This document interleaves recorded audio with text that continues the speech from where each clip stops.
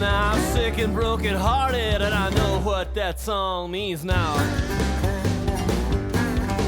Well, I heard him sing old blues and sing about the blues. Hey people, welcome to the latest edition of What That Song Means Now. We're going to focus on one on the new record called Mein Deutsches Motorrad. I don't know if I'm pronouncing that right, but it means my German motorcycle in German. And I've been meaning, this is a funny one, I've been meaning to write this song for about 8 years, and I've had chunks of it. And I just, it has just a shade of summertime blues in it. And I have a pretty high filter. I'm going to use this song as an excuse to talk about the way that I decide how I reconfigure things I've heard before. Because basically nobody's doing anything completely original. Everybody's building on what's percolating in terms of songwriting. Everybody's building on what's percolating in their brains from, what they've heard through their lives, right? And so, I don't know, every writer seems to have a different level of granularness, I guess you call it, that they're comfortable with. Like some people I've heard rip off other people outright, like Led Zeppelin or whatever, and they seem to be okay with that. Me, I'm on the other end of the scale where, I'm ripping stuff off constantly, but I'm not going to rip off a whole song. I tend to rip off or borrow or be influenced by, or whatever, take your pick, be influenced by things on a more granular level in terms of, like I might, take a hint of a melody from one song and maybe a rhythmic feel from another song. Maybe my lyric might be influenced by someone else's topic in some other song, but I would never put them all in the same song. Like I would never take all the elements from one song of someone else's and put them in mine. I tend to pick and choose, and I don't do it really consciously. I just have a really high filter in my brain for being paranoid about stepping on other people's toes or whatever. But this is an exception because this song is kind of, if you've heard Summertime Blues, it's kind of like this song is just a shade of melody similarity to that. And for years I've discounted it because of that. But then I realized that all those old rock and roll songs from the 50s all sound the same anyway. So they're all ripping each other off anyhow, so what the hell.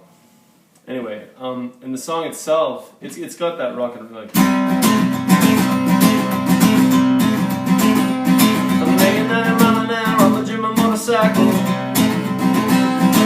Making 90 miles an hour like the bullet from a rifle.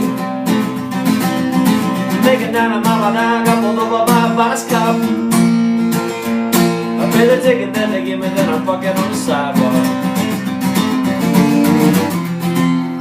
So it's a rock and roll song, like a 50s rock and roll song, kind of. It's kind of surfy. The way that we did some of the arrangement stuff in the studio with Grant's guitar parts is kind of surfy.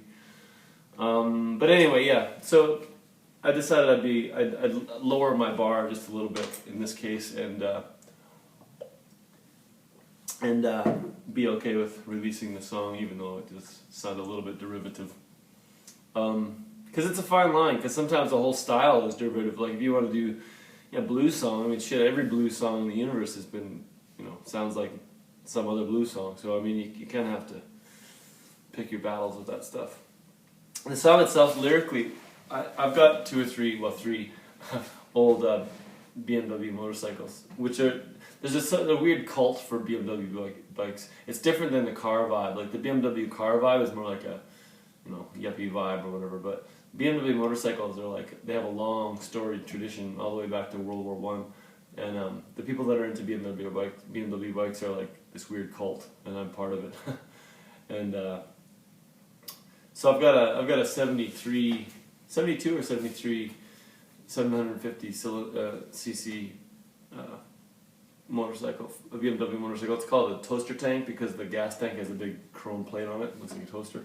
And then I've got one called the GSPD from 1995, which is a 1000cc sort of adventure bike. Like it's sort of the predecessor of the ones that Ewan McGregor was using in his movie. They're sort of like adventure bikes, or they call them enduro or off-road bikes. Anyhow, BMW stuff is pretty interesting because that logo that you see with the blue and white quadrants, that's supposed to look like a spinning propeller, because the first BMW stuff, my understanding is the first thing they were really famous for was making airplane engines. And Red Baron Richthofen in World War I claims that his success came largely from the quality of the BMW engine in his Fokker. So that stuff's all in the songs. And then the Nazis all used them in World War II, which is neither here nor there. The German army would have used them regardless who was in charge. But basically BMW stuff's been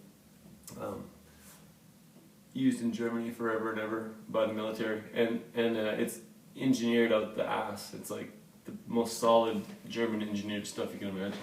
So anyway, that's about all I got to say about that one. It's pretty fun though. It's an example of one that, you know, I've got a million chunks of songs just lying around in heaps. And this is one that I've got a million of them that I really thought were good but just could never quite get them to work. And this is one of them, and finally it worked. And it was actually brought to life. This is a really good example of my band guys bringing one to life, because it was kind of okay with me playing it, but it was alright. You know, if I just sit around and sing it on acoustic, it's an okay song. It's not one of my best songs. But when the guys got a hold of it, they kicked the crap out of it and made it into a real rockin' sort of surf rock thing. So,